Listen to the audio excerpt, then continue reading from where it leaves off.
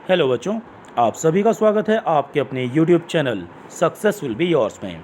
और बच्चों, आज की इस क्लास में हम 10th क्लास के सब्जेक्ट विज्ञान के कार्यपत्रक नंबर 31 के विषय में अध्ययन करेंगे।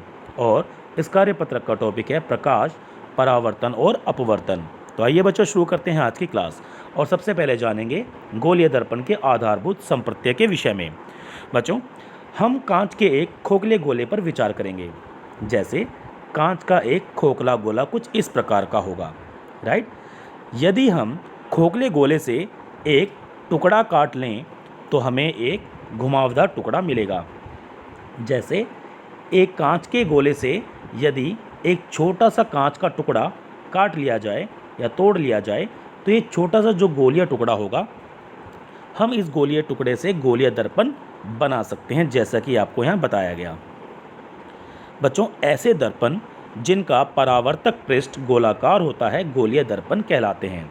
बच्चों, परावर्तक पृष्ठ क्या होता है मैं आपको पहले भी समझा चुका हूँ कि ऐसी सतह जिससे कि परावर्तन होता है। जैसे समतल दर्पण की यदि बात करें तो समतल दर्पण में यदि चमकदार सतह कुछ इस दिशा में है तो यदि किसी वस्तु से प्रकाश की किरण आती है तो वो इस सतह से टकराकर परावर्तित हो जाती है। तो यह होती है परावर्तक पृष्ठ, ठीक। तो यदि किसी दर्पण का परावर्तक पृष्ठ कुछ गोलाकार होता है कुछ इस तरह से, यदि इसकी चमकदार सतह इस बाहर की तरफ है और कोई गोलीय दर्पण जिसकी चमकदार सतह अंदर की तरफ है, तो ये दोनों प्रकार के दर्पण कहलाते हैं गोलीय दर्पण, क्योंकि इनकी परावर्तक सतह गोलाकार होती है। तो बच्चों, ऐसे दर्पण को कहा जाएगा गोलाकार दर्पण। तो एक गोलाकार दर्पण जिसकी परावर्तक सतह अंदर की ओर या बाहर की ओर घुमावदार होती है, ऐसे दर्पण कहलाते हैं गोलाकार दर्पण। और बच्चों, गोलाकार दर्पण जिसका परावर्तक सतह अंदर की ओर घुमावदार होता है, ऐसे दर्पण को कहा जाता है अवतल दर्पण, राइट। और ऐसा गोलीय दर्पण जिसका परावर्तक पृष्ठ बाहर की ओर होता है, ऐसे दर्पण को कहा जाता है उत्तल दर्पण। बच्चों, यहाँ पर देखिए आपको दो चित्र दिखाए गए हैं, एक है अवतल दर्पण और दूसरा है उत्तल दर्पण। बच्चों, एक गोला, एक कांच का गोला मान के चलते हैं जिसकी चमकदार सतह अंदर की तरफ है, और ऐसे गोले का यदि एक छोटा सा टुकड़ा काट लिया जाए तो ये जो दर्पण हमें प्राप्त होगा जिसकी चमकदार सतह अंदर की तरफ है, ये दर्पण कहलाएगा अवतल दर्पण। और बच्चों, जिस प्रकार जो गोला हमने माना उस गोले का एक सेंटर होगा, एक केंद्र होगा, ठीक। और उस केंद्र से उस दर्पण तक जाने वाली जो रेखा होती है वो उसकी त्रिज्या होती है। इसी प्रकार यदि उस गोले का छोटा सा टुकड़ा काटा जाए तो उस छोटे से जो दर्पण अवतल दर्पण हमें प्राप्त होगा उसका भी एक केंद्र होगा जिसे वक्रता केंद्र कहा जाता है। और उस वक्रता केंद्र से लेकर उस दर्पण को छूने वाली जो रेखा है वो उसकी त्रिज्या, वक्रता त्रिज्या कहलाती है, ठीक है, जिसके बारे में हम आगे जानेंगे। इसी प्रकार बच्चों, जो दूसरी प्रकार का दर्पण जिसकी चमकदार सतह बाहर की तरफ है, ऐसे दर्पण को कहा जाता है उत्तल दर्पण।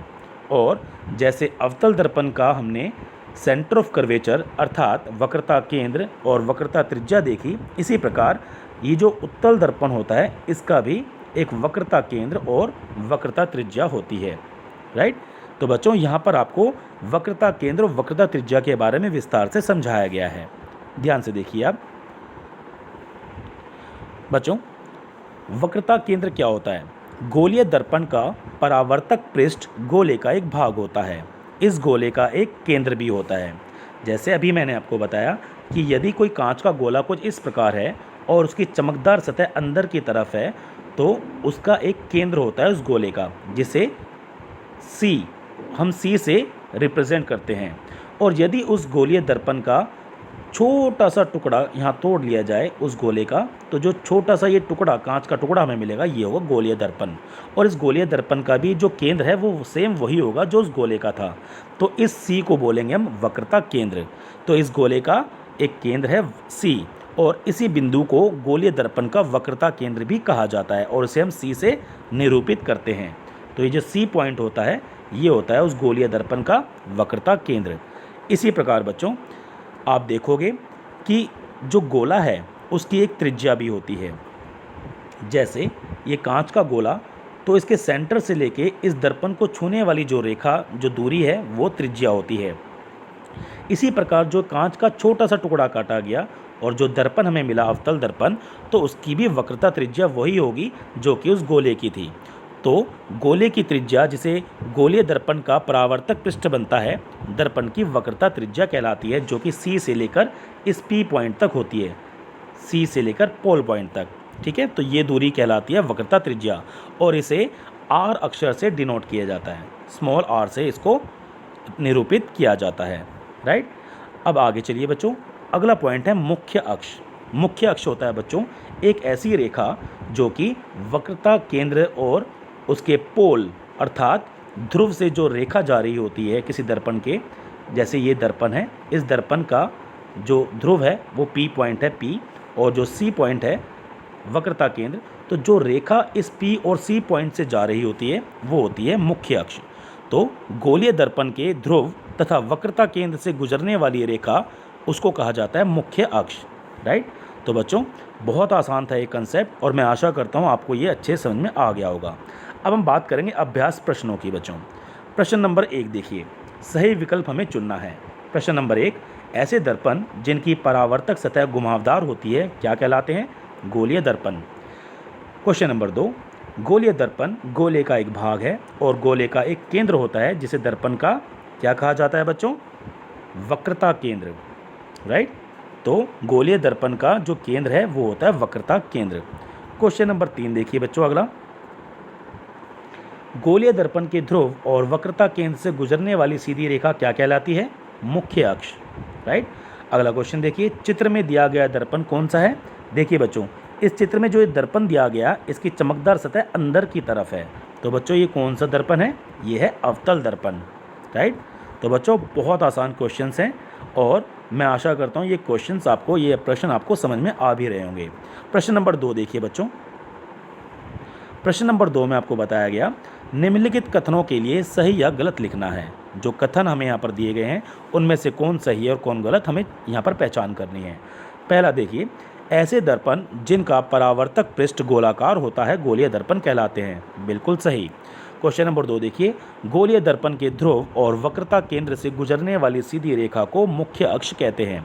बिल्कुल सही, क्योंकि गोलीय दर्पण का जो ध्रुव पी पॉइंट होता है और वक्रता केंद्र सी, उससे गुजरने वाली सीधी रेखा मुख्य अक्ष कहलाती है। राइट, अगला क्वेश्चन देखिए, क्वेश्चन नंबर 3, गोले की त्रिज्या जिससे गोलीय दर्पण का परावर्तक पृष्ठ बनता है दर्पण की वक्रता त्रिज्या कहलाती है। बिल्कुल सही, क्योंकि गोले की जो त्रिज्या होती है और उस गोलीय दर्पण का परावर्तक पृष्ठ जिससे बनता है तो वो दर्पण की वक्रता त्रिज्या कहलाती है, जो आपको मैंने बताई।